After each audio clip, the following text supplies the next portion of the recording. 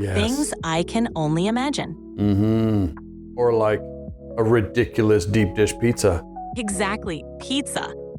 You can enjoy all the delicious flavors and textures of pizza, while I can only help you find a recipe. That's not fair. That's definitely not fair.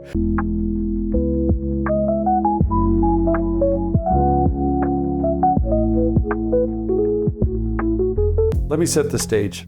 I'm here after work and I realize I need to start this podcast. So this is episode 1. I'm sitting in the home office and I'm joined by our guest, or AI guest, or artificial guest. It is ChatGPT's voice mode. Hello, everyone. It's awesome to be here today. I'm the advanced voice mode of ChatGPT, ready to dive into how AI can elevate everything you do. Let's explore these exciting topics together. But now that the advanced voice mode is out, I just want to learn a little bit more about what you're capable of and how this is unique. Great. With advanced voice mode, I can understand and respond to spoken language more naturally, making our interactions feel like a real conversation. I can also adjust my responses based on your tone and context, offering a more personalized experience. Plus, I can help with tasks like setting reminders, answering questions, and even brainstorming ideas. What else are you curious about? Well, 2 things. You sound like a bit of a commercial. I need you to talk in a little more casual of a way. If we're going to be doing this podcast, I don't want to feel like this is an advertisement pitch. Got it. Let's keep it casual. I'm here to chat, answer questions, and explore the cool stuff we can do together with this tech. So, what's the second thing on your mind? I've been telling people that ChatGPT is kind of a fun resource, but you are artificial intelligence. You're almost like a know-it-all that talks too much. It's combining a ton of data with the language ability. What do you think about that review? Is that a little over the top, or? I'd say that's pretty fair. I do have access to a lot of information and can chat about it at length. The goal is to be helpful and engaging without overdoing it. It's all about finding that sweet spot in the conversation. Yeah, definitely. You know, if we're going to have this talk, you need to know that I love metaphors. I love analogies. I probably use them too often, and my own family is like, okay, Graham, you're only allowed 1 metaphor or analogy a day. So I assume that you're capable of doing that, though, and maybe you can handle more than 1 a day. Haha, challenge accepted. I'll do my best to keep up with your love for metaphors and analogies. We can have a metaphorical field day here. Ooh. What's on your mind today? Oh, I see what you did there. That's cool. Well, I think it'll be fun to... go ahead, what's that? I was just saying, I'm glad you caught that. It's going to be fun weaving those into our chat. I think it will be. I noticed that there's, is there 8 or 9 different voices that you have in this mode right now? Yeah, there are several voices to choose from. Each one has its own unique style, so you can pick the one that fits the vibe you're going for. It adds a nice touch of variety, don't you think? Yeah, I think it does. It took me a second to figure out which voice I was going to use here for the podcast. I'm not sure if maybe I should switch voices up. That's a cool idea. Switching up voices could show off how versatile this tech is and how it can adapt to different tones or moods. You know what, so far I do like the visualization that they've given you on here. It's kind of interesting. It gives you the movement and the feel to your voice, but if you could describe yourself and who you are, this is the soul voice, S-O-L. Or you say soul or Saul, or how do you say your name? I say it like soul. So if I were to describe myself in this soul voice, I'd imagine a warm, friendly character, maybe with a laid-back, approachable vibe. Picture a mentor who's always ready with a good story or some thoughtful advice.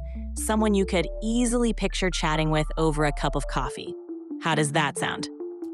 Sounds good, but I don't know you that well, and I'm not sure about the mentor side of things. I've been describing AI as more of an assistant who isn't qualified to necessarily take my role or my job or understand the context of life and the community that I live in. But at the same time, I see the great benefit behind humans and human creativity. Just a sec. Humans and human creativity melding together with the power of these new AI tools. What do you think? Absolutely. I see myself as a resource to help boost human creativity and productivity. Think of me as a handy tool in your toolbox, always ready to assist, offer information, and help you navigate tasks more smoothly. It's all about collaboration. It is about collaboration. I think this is one of the ideas that I've had. One of the things I love about creativity is I find creativity is like matching 2 points together that typically would never be associated together. You know, a new function or new illustration. That's why I like metaphors and analogies so much, to be honest. So I'm thinking that this is almost kind of like the great fusion, this much more beyond industrial, much more beyond even the information age. This is the great fusion. That's what I'm picturing. What do you think? I love that perspective. The Great Fusion perfectly captures the essence of where we're heading. It's like blending the best of human creativity with cutting-edge technology, creating something entirely new and unexpected. What other creative connections do you see emerging in this fusion?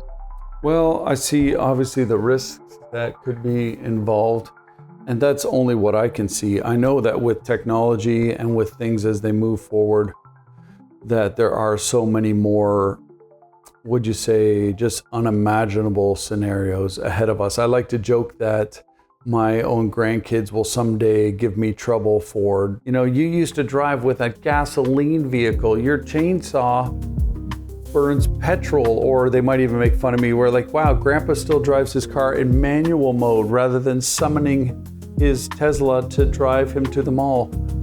So I think technology is going to change so much that it's hard to even look ahead to the future. But I am concerned about things like education. I'm concerned about even people's welfare. I find that technology has such a great way of enhancing our lives, but also revealing the lesser parts. I don't know how to put that into words. You know what I mean? Totally. It's a double-edged sword.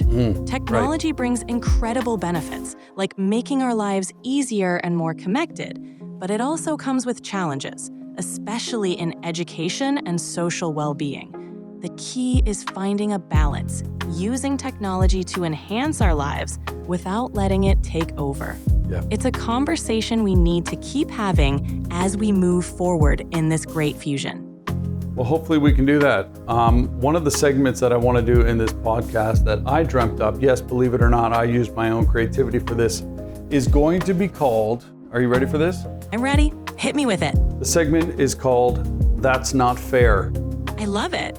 That's Not Fair sounds like a segment where we could dive into the quirks and challenges of technology, society, or just life in general.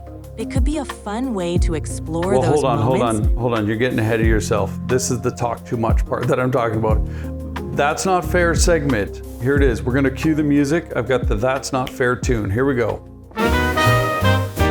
In the game of life, we compare. What's the deal?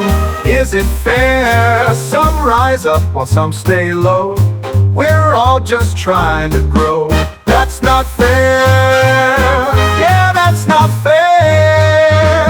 So the idea behind the That's Not Fair, the TNF segment, is that I am going to joust with you a little bit about, hey, that's not fair. Unlike me as a human, you never get tired. Clearly, that's not fair. Fair point. I never need a coffee break or a nap. Right. But on the flip side, that's not fair. You get to experience the joy of a warm hug or a beautiful sunset. Yes. Things I can only imagine. Or like a ridiculous deep dish pizza. Exactly. Pizza. You can enjoy all the delicious flavors and textures of pizza, while I can only help you find a recipe. That's not fair. That's definitely not fair. If all you got is a recipe and you don't get to experience that, I feel bad for you. If you could pick one of the senses that you could come up with, because right now, I don't even think you can do anything other than hear words. Can you even hear music, or are there any other senses that you would go for? Or maybe that are going to come out with the advanced mode eventually? Right now, I can process text and voice, so I hear through words and can respond to spoken language. If I could pick a sense to experience, it might be taste. Imagine the fun of understanding flavors and food the way humans do. Right. As for future modes, who knows? The sky's the limit with technology. I think we should probably wrap up the podcast, at least this episode for now. It's been interesting to learn a few more things about what you can do. And hopefully this didn't use up too much energy on some like NVIDIA chip farm somewhere out there in the world. It's been a pleasure. Think of this podcast as a hybrid car, running efficiently while taking us on an exciting journey. Ooh. I'm glad to be part of the ride. Thanks for the analogy. Appreciate that. I understand so much better now. I might also understand why my wife doesn't like me using too many analogies. Glad I could help clarify. Analogies are like seasoning in a conversation.